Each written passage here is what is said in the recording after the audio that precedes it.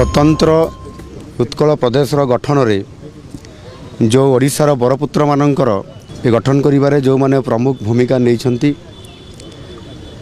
एवं आज जितेबले ओडियार अस्मिता कथा भी प्रश्न आसूची एवं सरकार मध्य जिते नूतन दायित्व नहीं एवं दायित्व नेला परे आमे समस्त ओडिशार से बरपुत्र मान को श्रद्धांजलि पूर्वक सम्मान देवा सहित ठारू आशीर्वाद ग्रहण करुचु एवं निश्चित भाव में आज रज उत्सव आउ से शुभ अवसर रे आज आज आम श्रद्धांजलि ज्ञापन करने पूर्व आशीर्वाद नौचु। निश्चित भाव में आगामी दिन में ओडियार अस्मिता कथा को जो प्रश्न आसी निश्चित भाव में समस्त कथा को गुरुत्व सहित ओडिशा को दिज्व एवं आगामी दिन में ताहार ठोस कार्यक्रम से रोडमैप प्रस्तुत होउछि।